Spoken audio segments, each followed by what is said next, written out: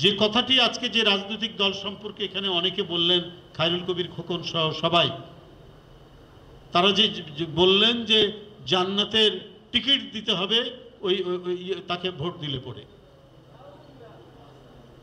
তো এইটা তো খ্রিস্টান পাদ্রীরা মধ্যযুগে তাদের অন্ধকার যুগে করেছে।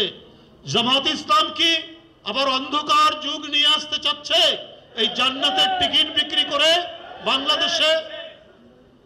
আমার তো তাই মনে হয়। বাড়িতে বাড়িতে তাদের কর্মীদের পাঠিয়ে বলছেন দাড়িপাল্লায় সামনে যদি ভোট দিলে পরে এটি আপনি বেহেশতের রাস্তা সুগম করলেন। তাহলে আর এই দেশে তো এই দেশ হচ্ছে প্রায় 92-93% মুসলমানের দেশ।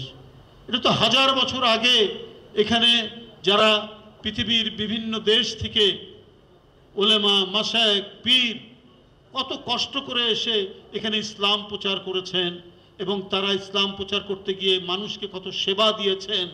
তাদের যেখানে যেখানে তারা ইউনিভার্সিটি এবং মাদ্রাসা তৈরি করেছেন তার সামনে মানুষের সেবা দেওয়ার জন্য তারা কত বড় বড় পুকুর কেটেছেন, মসজিদ নির্মাণ করেছেন এবং সেখানে গরিব ছাত্রদেরকে বিনা পয়সায় সেই সব মাদ্রাসায় আপনার লেখাপড়া করানো যেত।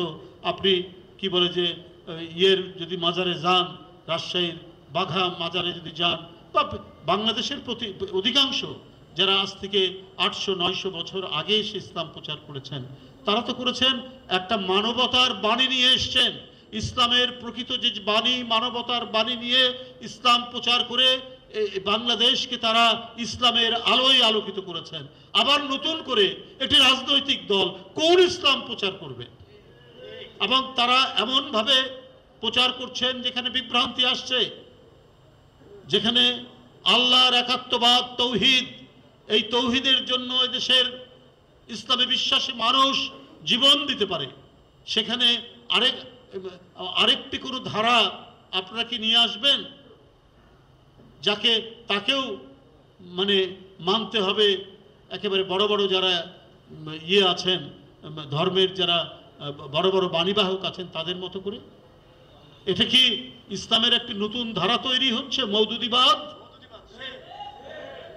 এটা এদেশের মানুষ কখনোই মানবে না, এটা কখনোই এটা সম্ভব হবে না। তাই অত্যন্ত সতর্ক হয়ে কথা বলুন, পরিমাপ করে কথা বলুন, যাতে বাংলাদেশের মানুষের মন থেকে আপনারা মুছে না যান। একবার আপনাদের কৃতকর্ম হয়তো মানুষ ভুলে না গেলেও কিছু মনে করছে না এখনো, কারণ 71 সালে যে ঘটনাটাই যারা ঘটিয়েছে তারাও মুসলমান ছিল, কিন্তু একজন মুসলমান আরেকজন মুসলমানের উপর কি অত্যাচার করতে পারে? একজন মুসলমান আরেকজন মুসলমান মেয়েকে কি তার শ্লীলতাহানি করতে পারে? আর এইটাকে যারা সাপোর্ট করে তারা কি ভালো মানুষ? তো এই ধরনের অপরাধের অভিযোগ আপনাদের বিরুদ্ধে আছে। তো সুতরাং সেটাকে কাটানোর এখনো চেষ্টা করুন।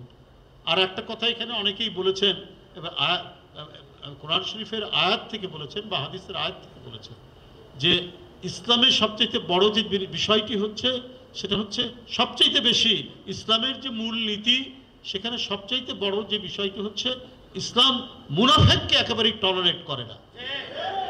কাফেরকে সম্ভাবনা থাকে তাকে ইসলামী শিক্ষা দেওয়ার পর সে পরিবর্তন হতেও পারে, কিন্তু মুনাফেক ওতে ইসলামের নাম নিয়েই ইসলামের ক্ষতি করবে। তো কারণ মুনাফেক হচ্ছে অত্যন্ত ডেঞ্জারাস। যাক, আমি কাউকে উদ্দেশ্য করে বলছি না, তবে এদের সম্পর্কে সবাইকে সচেতন থাকতে হবে।